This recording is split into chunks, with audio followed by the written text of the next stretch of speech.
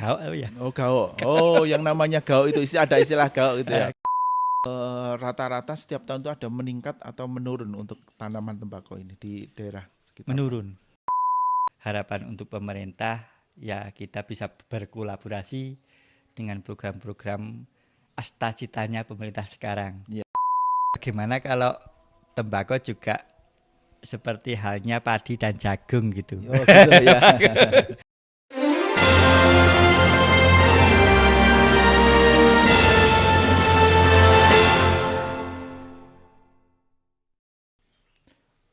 Bismillahirrahmanirrahim. Assalamualaikum warahmatullahi wabarakatuh. Sobat MTCC, hari ini saya Nugroho Agung Prabowo akan menyampaikan podcast ini yang luar biasa ini ya. Podcast kami yang pertama dari MTCC Muhammadiyah Tobacco Control yang mengangkat seputar masalah kesehatan, kemudian masalah inovasi, kemudian masalah pengendalian tembakau. Dan hari ini sangat luar biasa. Kami akan membawa tema tentang membongkar narasi industri, pelindungan petani atau pelindungan pasar rokok. Nah, seringkali dengan adanya isu yang berkembang saat ini tentang rokok atau tentang vape atau pengendalian tembakau, saat ini seringkali petani diikutkan atau terseret dengan isu-isu tersebut. Salah satu contoh adalah dengan adanya cukai yang naik, kemudian pelarangan iklan rokok dan sebagainya, itu akan membawa dampak kepada petani tembakau. Nah, kali ini dalam podcast kali ini kami ingin konfirmasi secara langsung dengan petani tembakau. Dalam hal ini alhamdulillah telah hadir di kesempatan ini Bapak Agustoni. Ya, selamat siang Pak Agung. Selamat siang. Assalamualaikum Pak Agustoni. Waalaikumsalam. Alhamdulillah sehat. Alhamdulillah. Alhamdulillah Pak Agustoni. Pak Agustoni ini adalah salah satu petani masih muda, energik, dan beliau berkecimpung di dunia tanaman tembakau itu sudah puluhan tahun. Nanti akan diberikan pencerahan. Sudah berapa tahun Pak? 15 tahun Pak Agung. 15 tahun. Bertaninya 15 tahun. 15 tahun. Tapi mulai menanam tembakau, apakah 15 tahun itu juga sudah mulai menanam tembakau? Awal saya datang ke Ketundan ini ke Pakis. Ya. Awal bercocok tanam setiap tahunnya tanam tembakau. Wah, luar biasa. Dan Pak Agustoni bukan hanya petani yang inovatif, tapi beliau itu juga tokoh di sini ya, tokoh muda di sini. Beliau itu adalah juga ketua Koperasi Merah Putih Ketundan Kecamatan Pakis. Juga beliau itu adalah juga tokoh muda juga yang banyak melakukan inovasi-inovasi, kemudian memberikan edukasi juga kepada para petani di sekitar Ketundan di Pakis Magelang ini dengan ide-idenya yang luar biasa. Mari kita mulai saja percakapan kita dengan Pak Agustoni. Pak Agustoni, tembakau yang ditanam di sekitar Pakis Ketundan ini jenis apa Pak Tony? Mayoritas gombel kenongo. Gombel kenongo. Gombel kenongo yang saya tahu. Ciri khasnya bagaimana gombel kenongo dengan varietas yang lain? Dia tanaman itu lebih rapat daunnya. Kalau yang lain kan agak jarang-jarang itu lebih rangkat, agak tebal daunnya. Nah, gitu spesifik yang kurang lebih salah satunya. Ya. Yang ditanam oleh Pak Tony saat ini atau beberapa tahun terakhir ini berapa luas lahan Pak? Saya kurang lebih 1 hektaran. 1 hektaran. 1 hektar. Tetapi secara umum kalau di wilayah sekitar Ketundan Pakis ini ada berapa hektar yang menanam tembakau? Wah, kurang lebih. Wah, spesifiknya ya kurang paham. Ya kira-kira berapa luas? Tapi hampir petani di sini setiap musim tanam tembakau masih tanam tembakau. Ya. Nek Ketundan, khususnya Ketundan hampir sekitar 120 hektaran. 120 hektaran. Katakanlah 20%, 30% menanam itu Pasti nggih Pasti tembakau. tanam hampir setiap musim kemarau masih tanam tembakau. Ya. Alasan Pak Tony atau petani di Ketundan ini menanam tembakau sampai sekarang ini kenapa Pak Tony? Jadi awalnya cerita dulu ya Pak Agung. Ya, Saya awalnya emang bukan berlatar belakang sebagai bukan petani. ya, Saya datang ke sini ikut-ikutan lingkungan petani. ya, Nah, kebetulan saya juga langsung terjun ke dunia pertanian. Awal pertama tahun ya tanam tembakau saat musim kemarau ya. dan tanam sayuran hortikultura saat musim hujan, Hujan. musim basah. Betul. Awal mula saya datang ke sini itu 2008, Iya. 2008 2009, tapi fokus ke dunia pertanian 2012-an. 2012-an. Jadi tanam tembakau saat musim kemarau, tanam hortikultura saat musim basah. Betul. Semakin ke sini saya lebih ke evaluasi lagi bahwa tanaman tembakau itu emang subur potensi untuk musim kemarau. Musim kemarau. Apakah hanya tanaman tembakau saja yang hidup pada musim kemarau, Pak Tony? Sebenarnya itu ada potensi lain, Ya, seperti jagung. ya, Ada jagung pakan ternak, ada Ya. jagung manis. ya. Tetapi kan nilai ekonominya lebih cenderung ke tembakau. Selisihnya jauh. Kalau menanam tembakau sama menanam jagung itu secara ekonomi, secara hitung-hitungan di penjualan itu jauh.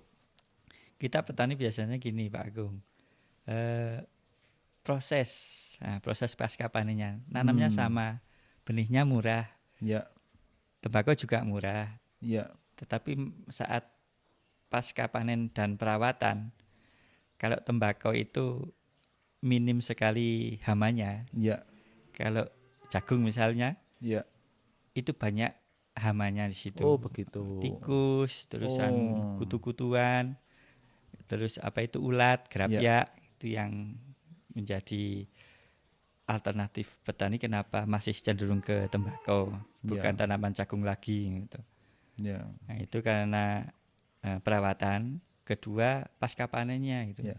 Pasca panen kan kalau tembakau sini mayoritas petani itu dijual daun. ya. Nah, daun basah petik dilajang, timbang terus pergi dibayar gitu. Oh, begitu. Nah, bayar terus pergi ya. Ya. Kalau jagung itu harus melalui proses dulu. Oh, begitu. Proses petik, pengeringan, pemipilan. Nah, Oh, begitu. kadang petani itu nunggunya udah lama, nanamnya lama, nanti tambah proses jadi alternatif pilihan yang lain. Ya. Jadi pilih yang lain. Bisa dikatakan karena memang antara tembakau dan jagung, tembakau itu lebih simpel. Lebih simpel, kemudian juga risiko lebih rendah. Ya, karena tidak banyak hama ya. Kemudian perawatannya mudah. Oke. Nah, sekarang kalau bagaimana kalau setelah Pak Tony menanam tembakau, kemudian panen, itu biasanya penjualannya bagaimana prosesnya? Di sini petani mandiri, mayoritas petani mandiri tidak bermitra dengan siapapun. Dulu pernah tahun berapa itu cerita dari bapak saya yang dari sini bermitra dengan PT. Ternyata konsepnya juga masih belum begitu menguntungkan untuk petani. Betul. Dulu gimana? Bentuk kemitraannya gimana? Apakah diberi bibit atau penjualan hasil panen dibeli atau bagaimana dulu? Proses pasca panen sama produknya dibeli sama perusahaan. Bibit sendiri. Harga ditentukan oleh pabrik. Ya. Dulu harga sampai berapa, Pak?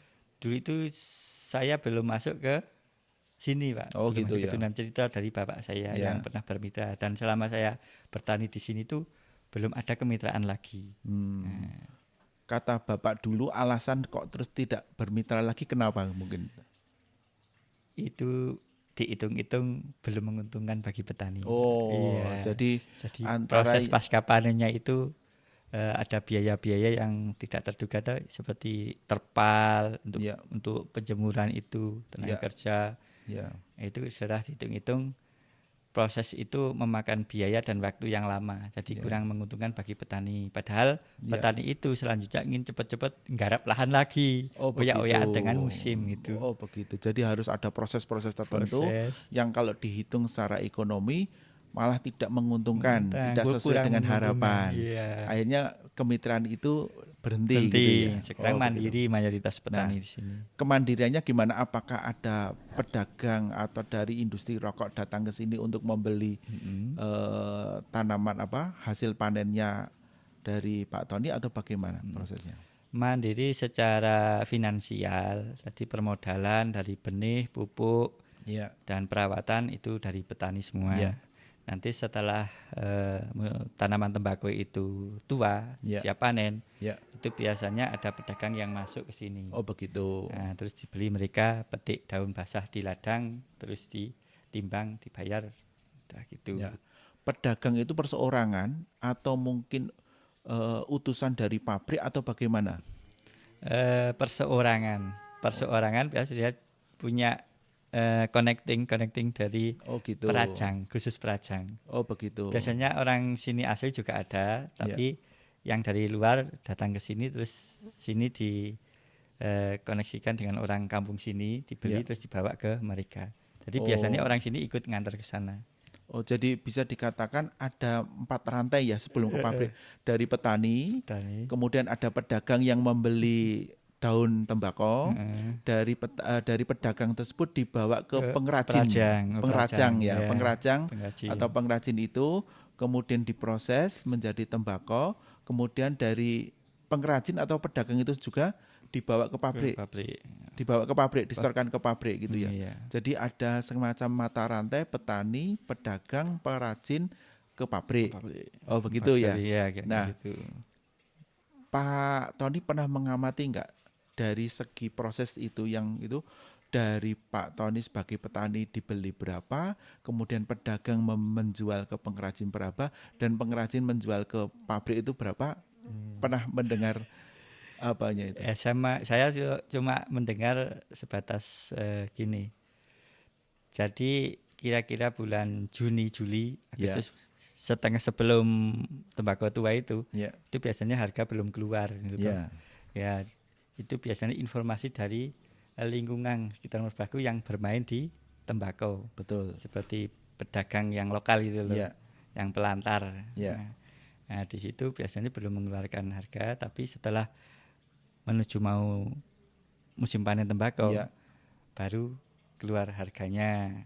Nah, terus para petani biasanya nunggu kalau udah petik tua yuk pedagang itu sesuai enggak dengan harga yang mereka tetapkan. Maksudnya yang ditetapkan oleh pedagang atau oleh pabrik? Nek pabrik kita kurang tahu. Oh, kurang tahu. Jadi informasi yang bergulir di namanya apa itu? Ranting ya. Nah, yang ada di sekeliling kawasan Merbabu itu.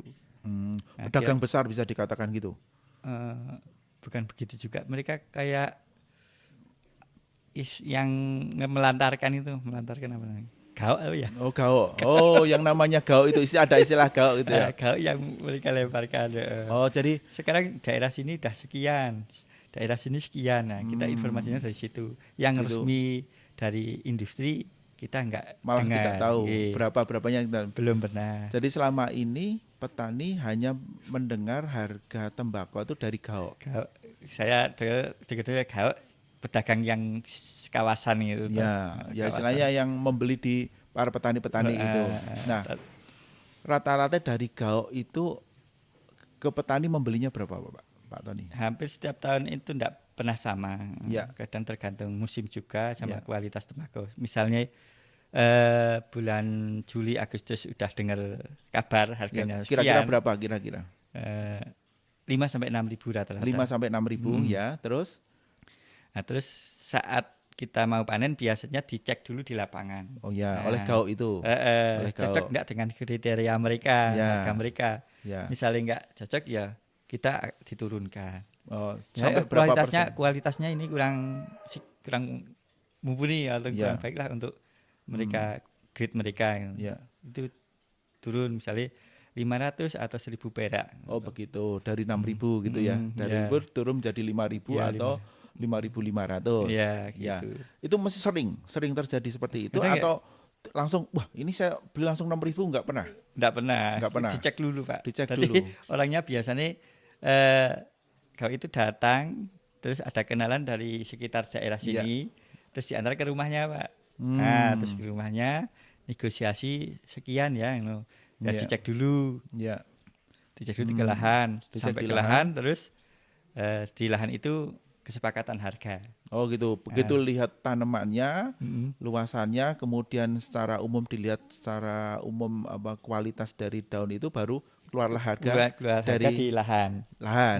Di Kalau lahan. Setelah cek ya di lokasi. itu 6.000 itu paling mahal atau mungkin penawaran yang paling bagus ke petani? Standar. Bagi Standar. petani itu standar. Tidak pernah lebih dari 6.000. Pernah kadang rata-rata 5 tahun sekali lah 8.000. 8.000. Pernah. Tapi selama dalam sejarah paling tinggi 8.000 ya? 8.000. 8.000. Berarti yang sering itu 6.000. Rata-rata 6.000 5.000. 6.000 5.000 Iya. gitu loh. Nah, sekarang menurut Pak Tony, harga 6.000 itu menurut dari sisi petani itu sudah menguntungkan Pak tidak? Bagi petani 6.000 itu sebenarnya sudah standar untuk keamanan bagi petani untuk mengolah lahan selanjutnya. Oh begitu. Titik aman. Titik aman. Iya, titik aman bagi petani 6.000. Apalagi kalau naik ya, Nah, 8.000 itu iya, akan naik ya. Istimewa. Istimewa. Kejutan. Tapi kalau bisa dikatakan paling jelek istilah itu harga berapa? Masih aman tapi paling jelek, kalau di bawah itu sudah nggak mungkin ada keuntungan, itu berapa? 5.000. 5.000 itu sudah batas minimal minimal ya. 5 terendah. itu batas minimal untuk titik aman bagi petani untuk bisa mengolah lahan Ya. pertanian dan lagi. Istilahnya kalau 5.000 itu kayak bakbu. Ya. Atau malah rugi. Ya Bu lah. Bu ya. Ya Bu. Bakbu gitu ya istilahnya.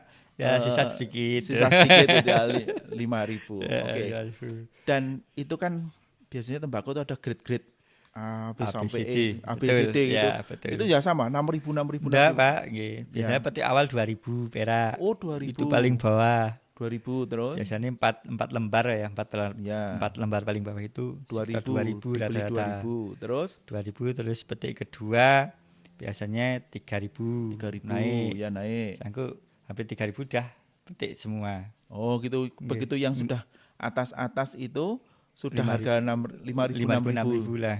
5.000 6.000. Tidak ada tenggok di sini. Biasanya ada tenggok dulu, kita potong tengah-tengah Ya. itu. Akhir-akhir ini tidak ada tenggok. Tadi dipetik 2 kali, 4 lembar bawah, Ya. 2 lembar, 3 lembar atasnya, Ya. terus sisanya trotol semuanya. Langsung diambil atasnya, kemudian yang sisa itu dipanen dengan harga yang 5.000 6.000 itu. 5.000 6.000. Oke. Pak, nah sekarang menurut Pak Tony selama ini 5 tahun terakhir atau bagaimana, ada enggak keterlibatan langsung dari industri rokok? Karena nanti kan rokok ini kan tembakau ini kan nanti akan diolah menjadi tembakau sebagai bahan dasar rokok. Ada enggak kontribusi langsung dari industri rokok kepada petani selama ini? Ya ada, tapi tidak setiap tahunnya. Ya, jadi contohnya apa? Rata-rata ya kurang lebih 3 tahun sekali. Ya. Dan itu pun tidak bisa menjamah semua petani tembakau. Ya. Nah, khususnya yang untuk kelompok tani. Kelompok tani dia bisa mengakses dana hibah dari pemerintah desa yang dari DBHJHT. Oh gitu. Nah, tapi yang itu yang berarti ini dari pemerintah ya? Pemerintah. Yang dari industri? Pemerintah dari industri belum pernah malah. Belum ada. Jadi selama ini industri tidak tahu menahu ibaratnya ya. Petani tidak ada semacam ini. Industri itu ada kekhawatiran ini kalau petani nggak menanam tembakau ini sebagai bahan bakunya nanti akan berkurang. Tidak ada semacam itu nggih. Artinya dari industri terus kemudian meminta, memohon, mewajibkan untuk menanam, nggak ada nggih? Tidak ada. Jadi ini sepenuhnya karena kondisi kemarau, kemudian yang bisa tumbuh hanya tembakau, akhirnya tembakau yang dibeli. Tapi ada pernah nggak sama sekali dalam tahun itu tidak dibeli oleh pedagang maupun dari industri? Tiap tahun pasti ada yang beli. Oh, pasti ada yang beli sehingga hanya masalah harga bagus apa tidak Ya itu mungkin. itu walau alam lah istilahnya kan ya kan gitu ya. Tapi tidak, jadi ibaratnya industri tidak pernah ngecek, tidak pernah bermitra kembali, kemudian tidak pernah apa ya istilahnya intervensi langsung ke petani, tidak pernah ya. Tidak ada. Petani begitu nanam itu merdeka. Mau Ya, tanam ya. musim kemarin itu tanam boleh, tidak boleh. Tapi kalau tanam juga hampir tiap tahun pasti ada pasarnya. Gitu. Pasti ada pasarnya. Ya, betul. Dan rata-rata setiap tahun itu ada meningkat atau menurun untuk tanaman tembakau ini di daerah sekitar. Menurun. Menurun. Penanaman petani tembakau itu menurun. Kenapa kok bisa dikatakan menurun? Nah, karena gini, mayoritas petani kan kebutuhannya setiap tahun meningkat. Ya. Bagus dari kebutuhan keluarga, pendidikan anaknya dan macam-macam. Sementara tanaman tembakau itu tumbuhnya itu agak lama. Ya. Sekitar 5 bulanan. Ya. Nah, itu untuk mensupport ekonomi keluarga para petani kan begitu berat. Betul. Yuk, akhir-akhir ini banyak yang berinovasi. Para petani itu tidak fokus untuk hanya tanam tembakau, tapi disisipi dengan tanaman-tanaman yang pasca panennya cepat gitu loh. Walaupun di musim kemarau. Walaupun contoh di tanaman musim cepat. itu apa yang disisipi di antara tembakau itu? Ya biasanya kalau satu jalur itu tembakau, nanti ada kacang buncis atau buncis. Sayuran yang panennya bisa 1 bulan sekali atau 2 bulan sekali. Sistemnya tumpang sari gitu tumpang sari, sisipi. Buncis itu di musim kemarau juga masih bisa tumbuh. Lumayan bagus buncis, kacang-kacangan. Nah sekarang logikanya kan bisa gini, kenapa enggak buncis semua saja, enggak usah tembakau? Ya, untuk sayuran juga harganya belum ada kepastian. Oh begitu gitu, juga. Ya, sama seperti halnya tembakau. Tadi para petani sini mayoritas itu belum punya kontrak harga sama perusahaan. Kelemahannya di situ. Kita petani itu nanamnya komoditas yang ya tidak ada kepastian harga di pasaran. Jadi kayak berjudi itu. Ya, gambling ya. Artinya kita menanam itu ibaratnya besok mau laku apa tidak. Nah, gitu yang penting tanam subur ya itu. Harapannya nanti bisa laku istilahnya gitu nggih. Oh, begitu ya. Jadi kalau hanya mengandalkan satu komoditi tembakau saja, ya kalau nanti bisa dibeli atau ada pembelinya. Kalau mau hanya buncis saja atau hortikultura, harganya juga belum pasti. Ya, belum pasti. Jadi ini istilahnya menaruh 2 harapan yang mana yang bisa dalam satu lahan itu ada 2-3 harapan yang kita harapkan. 2-3 harapan, betul juga. Nah, ini kalau dulu monokultur, tapi kalau musim kemarau tembakau semua. Karena ada kepastian. Nah, dan kemudian juga nanti pasti akan dibeli gitu ya. Kalau sekarang sudah diserahkan ke petani dan tidak ada kepastian itu ya. Oke. Selanjutnya Bapak, ini kan kita sudah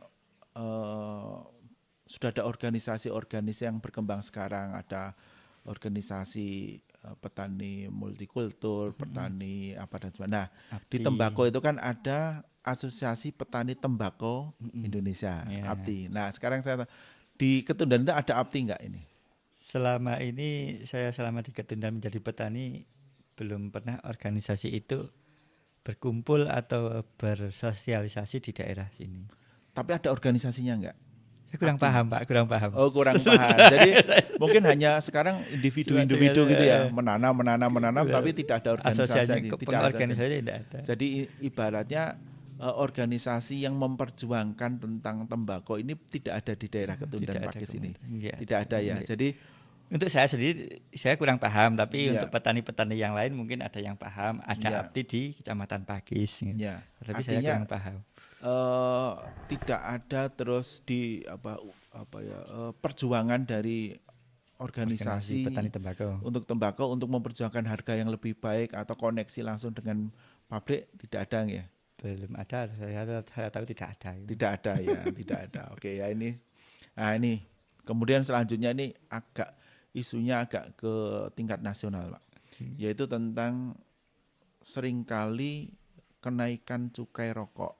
Ya, cukai rokok ini kan pemerintah beberapa tahun terakhir ini menaikkan, ada yang 12-13% dan sebagainya, membawa dampak pada harga rokok juga naik. Nah, sekarang apakah kenaikan cukai rokok tersebut secara langsung atau mempunyai dampak terhadap petani? Secara dampak langsung itu bagi petani mungkin kurang terasa, tapi secara tidak langsung juga terasa gitu.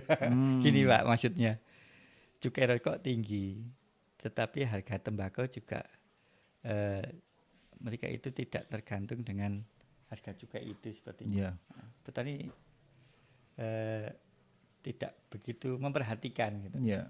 Yang penting tanam, udah panen, udah jadi uang, udah itu mungkin positifnya di situ. Masalah efek atau yang berpengaruh terhadap petani itu sendiri mungkin tidak begitu dirasakan, naik atau turun. Sebenarnya cukai tembakau itu hanya mereka yang konsumen rokok atau yang merasakan. Tapi bagi petani itu sendiri mayoritas kurang paham dengan itu. Bisa dikatakan setiap tahun cukai itu selalu naik. Saya tapi dengar naik, ya. Harga beli atau harga jual dari petani ke industri atau maupun tadi ke pedagang tidak juga mengalami kenaikan. Karena kalau logikanya harga naik, juga harga beli ke petani juga naik. Dasar, ya ke harga bahan bakunya naik. Itu tidak juga. Saya pelajari gini. Jadi kenaikan daun tembakau di petani cenderung dia berpengaruh kepada alam. Malah alamnya, Pak. Dia kalau musimnya itu kering, benar-benar kering, dia agak stabil dan cenderung naik harga tembakau daun di petani. Tetapi kalau itu iklimnya pas musim panen, tiba-tiba turun hujan sekali atau dua kali, biasanya yang menurunkan itu. Bubar itu istilahnya. Bubar harganya. Yang penting keangkut, Pak. Oh gitu. Akhirnya terus prinsip petani yang penting keangkut, bisa dibeli. Walaupun rugi istilahnya kan. Biasanya kayak gitu. Jadi sebetulnya harga rokok di luar kemudian cukai dan itu malah sebelah nggak pengaruh. Yang berpengaruh malah cuaca. Oke, ya seperti itu. Nah, kemudian ada isu lagi Pak, ini tentang pembatasan iklan rokok, ya kan. Ini memang di Undang-Undang Kesehatan, kemudian di beberapa perda kawasan tanpa rokok itu memang ada pembatasan iklan rokok. Yaitu memang tujuannya adalah untuk mengurangi prevalensi perokok bagi pemula, istilahnya kan gitu. Nah, sekarang apakah pembatasan iklan rokok dengan adanya Undang-Undang Kesehatan kemudian perda beberapa kota atau kabupaten itu juga berdampak pada petani? Kurang begitu berdampak. Dampak petani itu emang saya sampaikan yang tadi itu. Bagi petani itu produknya kan tembakau basah. Bukan perajin juga. Perajin udah sendiri biasanya.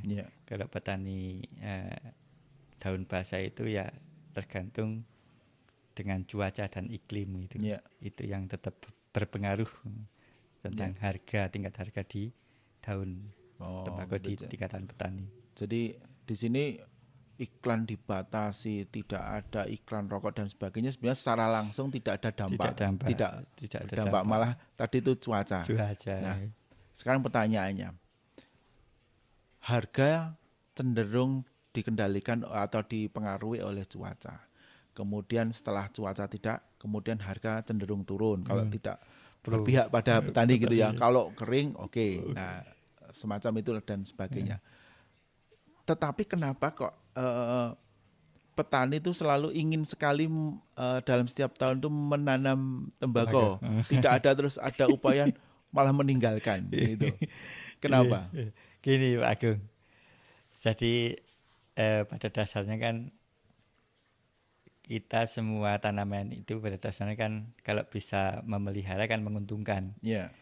Nah, di situ kita di Indonesia itu ada 2 musim, kemarau dan basah. Untuk tanaman musim kering, contohnya tembakau, itu kalau musim kering emang potensi untuk kualitas dan harganya kemungkinan akan membeli pemasukan yang lebih bagi petani. Ya. Tetapi kalau musim basah, dia akan petani merugi Ya. karena harganya tidak kunjung baik Ya. karena iklim. Ya. Dengan potensi dua iklim itu, pilihan petani kenapa tidak tanam komoditas lain selain tembakau di musim kering gitu. Ya. Karena pandangan petani gini, tembakau itu sangat subur, sangat istimewa di musim kering. Ya. Nah, untuk tanaman non tembakau Ya. seperti sayuran, Ya. dia butuh cukup air, Pak Agung. Ya. Nah, padahal di daerah lereng Merbabu ini kebutuhan airnya hanya cukup untuk kebutuhan konsumsi rumah tangga. Kalau pas pada saat musim kering. Semua musim, Pada basah musim. maupun kering, Oh, gitu. cukup hanya untuk Rumah rumah tangga. Kalau musim basah itu tergantung air hujan. Ya. Kalau musim kering itu udah nggak ada air hujan di ladang. Padahal kita untuk mensupport pestisida atau perawatan tanaman non tembakau itu butuh air. Padahal curah hujannya udah mengurang. Ya. Nah, itu kelemahannya di situ. Kita belum mampu untuk menyediakan sumber daya air untuk sampai ke lahan-lahan pertanian yang potensi untuk tanaman tembakau, tapi juga bisa untuk tanaman sayuran. Bisanya hanya dikolaborasikan gitu. Dikolaborasikan. Jadi tanaman tembakau biasanya kan tinggi, tanaman tembakau, tanaman sayuran rendah. Nah, itu sebagai peredup tanah supaya tidak kering. Hanya bisa meminimalisir penggunaan air. Tapi kalau tanpa menggunakan air tidak bisa. Tanaman horti itu kenapa tidak terus mengalir berganti ke tanaman non tembakau. Tetap betul. Tanam tembakau tapi kita selipin untuk menaungi tanaman-tanaman lainnya. Sebagai penaung istilahnya gitu untuk mengurangi agar proses pengeringan di tanah itu berkurang karena ada tanaman tembakau itu ditutupi istilahnya. Itu salah satunya. Terus kedua, kenapa masih tanam di musim kemarau? Manakah tanaman yang lain selain tembakau yang kualitasnya harganya itu sama, minimal samalah dengan tanaman tembakau. Gitu. Contohnya jagung. Jagung sekarang yang dari pemerintah 5.500 pun pipil kering. Itu 12% kadar airnya. Tanaman lain mungkin belum mampu untuk menyaingi atau menyeimbangi tanaman tembakau untuk musim tanaman musim kering. Nah, gitu alasannya. Oke. Nah, tidak ada upaya dari petani, contoh mengambil dari pusat mata air, sumber mata air untuk disedot, dipompa atau pompanisasi, dialirkan ke mana lahan-lahan pertanian. Itu enggak ada. Maksudnya apakah memang di sini tidak ada sumber mata air yang bisa diambil untuk pengairan? Untuk sumber mata air kan sini langsung dari mata air pegunungan. Jadi dari mata air pegunungan langsung dikasih pipa itu, PVC. Langsung masuk ke rumah-rumah warga. Jadi alhamdulillah berapa tahun yang lalu itu sudah ada konsep kayak gitu, Pak Agung. Jadi di lahan pertanian itu ada sejenis embung. Embung mini. Untuk menampung air. Menampung air hujan. Air hujan. Hujan masuk. Kalau kita ambil dari mata air tidak mampu. Karena mata air itu tidak pakai teknologi, tidak pakai teknik untuk mengangkat air. Jadi mengalir alami dari pelaren dicucup sampai ke tidak rumah ada warga, tidak ada mekanisasi. Jadi kalau ditaruh di lahan pertanian, kalau lahannya pertanian itu lebih rendah bisa. Tapi kalau tempat saya misalnya agak tinggi kan tidak bisa, harus dipompa. Jadi belum sampai ke mekanisasi pengadaan air. Tapi mata air sebetulnya ada. Ada. Jauh. Di sini hampir 5 kilo ya. 5 kilo mata air. Jadi masih mengandalkan air hujan. Dan dibuatkan embung mini. Dibuat embung mini untuk menampung pada musim hujan. Untuk diaplikasikan musim kering. Musim tapi tidak mampu. Tidak mampu untuk selalu menanam sayuran Nggih. dari embung itu. Nggih, berarti misalnya 1 hektar sayur Ya. semua itu belum mampu untuk mensupport airnya ke tanaman sayur. Nah, Embungnya dibesarkan. Lah ya, biar- alhamdulillah belum ada ya. belum ada belum ada inisiatif. perhitungan gitu Karena ya. gini Pak Agung, Ya, petani itu tidak semuanya memiliki lahan yang luas. luas. Ya. Dengan keterbatasan lahan itu, Iya. mungkin hanya 2 meter 3 meter pun sayang untuk membuat embung, Embung. Pak. Oh, Nah, lebih itu baik alasannya. ditanami gitu ya. Heeh. Mungkin makin ada teknologi lain, mungkin ke depan juga bisa kecil tapi dalam, kan bisa. Ya. Tetapi selama ini belum ada ke pemikiran itu, hanya ukuran dalamnya rata-rata 1 meter. 1 meter. Untuk diambil itu gampang. Ya. Nah, Oke. jadi untuk memperluas itu satu ketergantungan luas lahan masing-masing. Ya. Karena memang petani punya lahan tidak luas ya istilahnya. Ya tidak semuanya luas. Istilahnya cukupan ya. Oke. Nggih. Baik, selanjutnya gini Pak. Berarti bisa disimpulkan bahwa tanaman tembakau hampir setiap musim kering selalu ditanam. Selalu ditanam. Dan itu menjadi komoditas unggulan di Sebe- musim kemarau. Sebenarnya bukan unggulan lagi Pak Agung. Dia ya seperti bentengnya di musim kering gitu. Bentengnya ekonomi di musim kering. Oh gitu. Nggih, benteng ekonomi. Ya. Soalnya kalau ditanam sayuran semua kita tidak mampu untuk merawat karena biaya dan kebutuhan airnya tinggi. Kalau tidak tanam tembakau, ya kalau tanaman sayuran itu musim kering laku tinggi. Gitu. Ya. Nah, padahal tembakau itu musim kering pasti laku, tapi harganya juga bisa memberi benteng terakhir. Ya, oke. Alternatif terakhir lah sebetulnya. Nah, tidak ada upaya mencari tanaman lain, alternatif tanaman lain yang mempunyai nilai ekonomi sama atau lebih tinggi dari tembakau yang bisa hidup di Musim kemarau. kemarau. Ada upaya itu enggak? Selama ini ada, tetapi masih banyak kendala. Ya. Intinya gini, kalau kita bisa menanam, minimal kita punya harga dulu, gitu, Pak. Ya.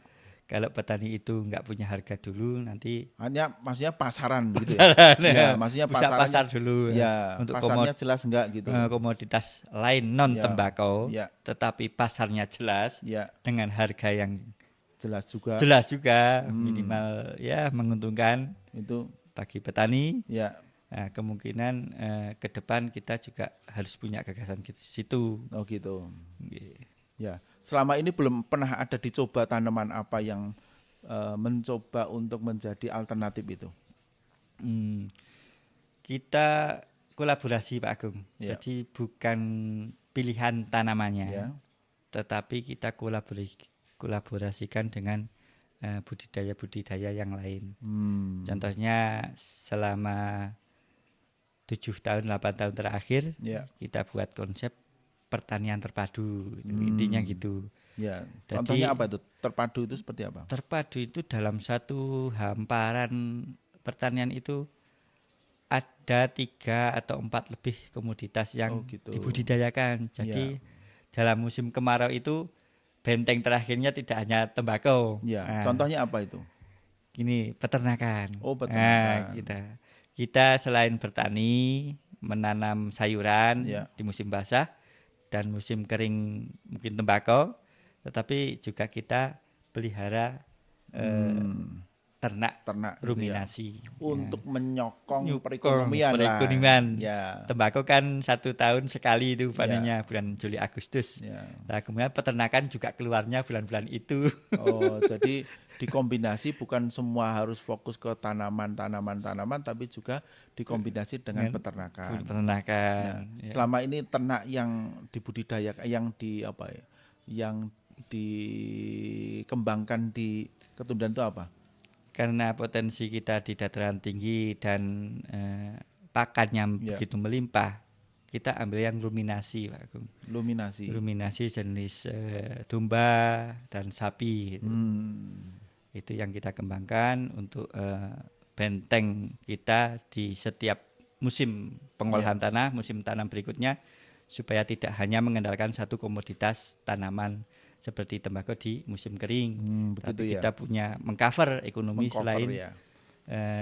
tanaman tembakau itu. Jadi bisa dikatakan hampir semua petani itu juga memiliki ternak luminasi itu ya Mas ya, yang Luminasi, untuk di kawasan lereng Bebau itu mayoritas petani itu punya tabungan gitu loh, untuk menjaga tabungan. Nanti saat olah tanam itu mampu bangkit lagi saat mungkin harga tanaman di musim kemarau atau tembakau itu harganya tidak sesuai dengan harapan gitu.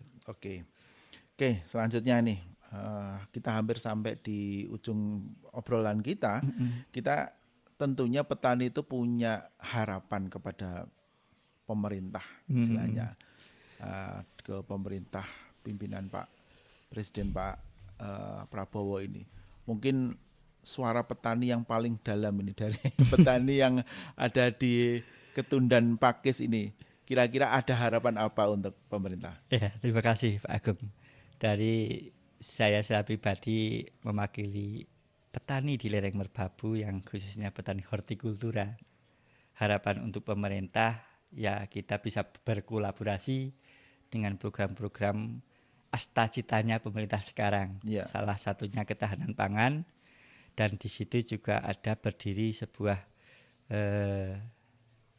lembaga yang mengcover kebutuhan gizi anak-anak seperti MPG. Program MPG.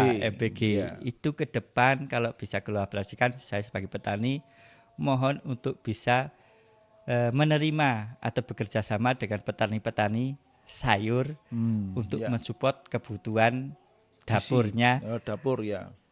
MPG. Bukan bergizi gratisnya di setiap wilayah untuk bisa bersinkron, berkolaborasi, para petani itu bisa mensuplai kebutuhan dapur mereka. Itu selama ini belum tersentuh dengan program MPG terhadap petani sayur di Ketundan ini. Untuk petani belum tersentuh. Jadi MPG itu belum mampu untuk menyerap produk-produknya petani. Biasanya mereka ambil dari pedagang langsung. Langsung pedagang. Jadi petani malah tidak ya. Artinya sebetulnya di sini sayur mayur, ada cabai, ada sayuran dan sebagainya komplit ya untuk support MPG, program MPG sebenarnya mampu sekali ya. Mampu sekali insya Allah ya. Nah, dan mungkin harapannya dengan program MPG kemudian bisa membeli langsung ke petani atau koperasi yang dikelola Pak Tony itu bisa satu, harganya juga mungkin akan lebih baik, artinya petani juga akan lebih mendapatkan kepastian harga karena program MPG itu bertahun-tahun kan gitu ya. Betul. Mungkin juga bisa sebagai saling support rantai supply chain yang bagus ya mungkin ya. Nah, gitu. Kita salah satu harapan gitu. Oh gitu ya. Jadi harapannya ini kepada pemerintahan Pak Prabowo, harapannya program MPG itu bisa berdampak langsung atau bisa mungkin langsung dengan kelompok tani atau koperasi sehingga dari sisi harga mungkin dari petani juga bisa mengangkat, punya kepastian. Kemudian yang kedua juga mungkin kita juga sebetulnya oleh pemerintah diminta untuk menanam apapun bisa ya, untuk sayuran, untuk menyokong gitu ya, menyokong program MPG. Oke, sangat luar biasa itu sebetulnya.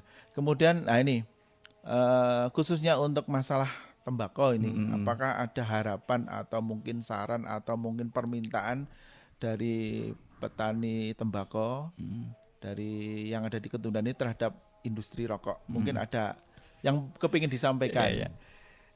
Ya sebagai petani tembakau juga saya dan hortikultura, harapannya bagaimana kalau tembakau juga seperti halnya padi dan jagung gitu. Oh, gitu ya. Di situ ada harga apa itu padi? HET-nya. HET, harga HET yang di lahan gitu ya. Kalau saya dengar itu padi 6.500 di lahan, jagungnya 55. Nah, kalau juga bisa dikolaborasikan, disinergikan dengan peraturan juga. Produk hasil tembakau itu punya HET. Ya, harga yang layak buat dari petani bisa menjual dengan tadi lah. Walaupun sebetulnya harga 6.000 itu sudah aman ya, sudah aman. Nah, harapannya pemerintah juga bisa pemerintah maupun dari industri juga bisa membeli itu, walaupun nanti mekanisme selanjutnya monggo lah istilahnya, tapi dari petani sebagai penyuplai utama bahan baku tembakau daun ini, tembakunya bisa aman lah istilahnya gitu. Harapannya gitu bagi petani tembakau. Nah, terakhir nih, pertanyaan terakhir tentang bagaimana pesan sosial istilahnya yang akan disampaikan kepada masyarakat luas tentang kondisi saat ini, masalah tanaman tembakau itu sendiri maupun dari tanaman sayuran ini kepada masyarakat luas.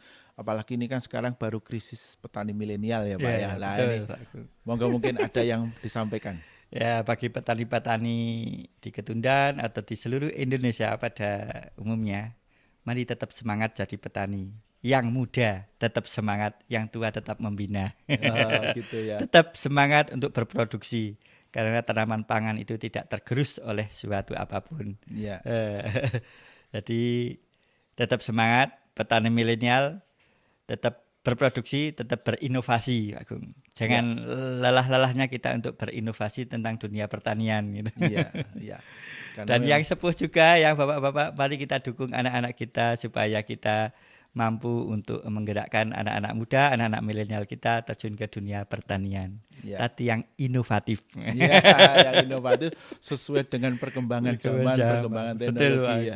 Oke. Baik, terima kasih Pak Tony wawancaranya pada kesempatan siang hari ini. Pemirsa, Sobat MTCC, bahwa bisa kami tarik sebuah highlight atau sebuah benang merah bahwa di sini petani sebetulnya adalah posisinya itu adalah posisi di mana yang sangat strategis sebagai bahan penyumbang supply chain yang paling dasar. Artinya kalau dalam industri rokok atau industri tembakau, pengolahan tembakau, beliaulah yang menanam tembakunya sebagai bahan baku rokok. Begitu juga dalam sayuran, dia yang menanam dan bisa untuk mensuplai di pasar. Hanya mungkin belum ada perhatian khusus atau dampak khusus dari hiruk pikuknya industri yang saat ini di industri rokok, kemudian ada masalah cukai, kemudian masalah pelarangan iklan dan sebagainya, berdampak langsung. Sebenarnya tidak ada dampak langsung yang dirasakan oleh petani tembakau ya. Hanya memang ini yang perlu kami garis bawahi, perlu adanya perhatian dari pemerintah bahwa bagaimana cara melindungi para petani ini yang sudah berupaya untuk menyediakan bahan baku baik untuk masyarakat secara luas maupun untuk industri-industri, bagaimana biar mendapatkan keamanan dari sisi harga, keamanan dari kepastian harga maupun untuk kesejahteraan dan masa yang akan datang. Harapannya tadi yang disampaikan oleh Pak Tony, petani bukan hanya sebagai sebuah profesi yang akhirnya nanti ditinggalkan, enggak, tapi malah petani itu menjadi sebuah profesi yang diharapkan bisa untuk para kaum muda, kaum milenial itu menjadi lebih berminat dan kemudian menekuni dunia pertanian yang akan datang. Karena Indonesia itu adalah terkenal dengan negara agraris. Oke, kemudian di sini MTCC hadir, Muhammadiyah Tobacco Control hadir sebagai penyambung lidah suara dari para petani, menyampaikan apa yang menjadi keluh kesah dari petani dengan harapan bagi pemerintah atau pemangku kepentingan yang lainnya. Inilah kondisi sebenarnya dari para petani tembakau, dan apa yang kami sampaikan di sini adalah apa adanya, fakta yang sesungguhnya. Kita sudah konfirmasi tadi dari beberapa hal maupun dari beberapa isu. Harapannya ini sebagai edukasi kepada kita semua, kemudian sebagai wawasan bagi kita semua bahwa kondisi yang sesungguhnya yang terjadi di masalah petani tembakau maupun dari petani sayuran yang ada di Ketundan ini adalah sebagai salah satu suara yang mewakili dari semua petani yang ada di Indonesia. Mungkin itu aja podcast pada kesempatan hari ini. kita nanti akan disambungkan dengan perbincangan-perbincangan yang lebih menarik di kemudian hari, masalah kesehatan, kemudian inovasi, masalah pengendalian tembakau dan sebagainya di lain topik, di lain tema, dan insya Allah akan memberikan dampak atau manfaat buat masyarakat luas lainnya. Sekali lagi terima kasih Pak Tony atas waktunya, dan insya Allah ini nanti kita akan menjadikan ilmu atau pengetahuan buat kita bersama dan semoga bisa bermanfaat buat masyarakat luas. Amin. Kami tutup wawancara pada kesempatan ini, semoga bermanfaat dan bila taufiq wal hidayah. Wassalamualaikum warahmatullahi wabarakatuh. Waalaikumsalam warahmatullahi wabarakatuh.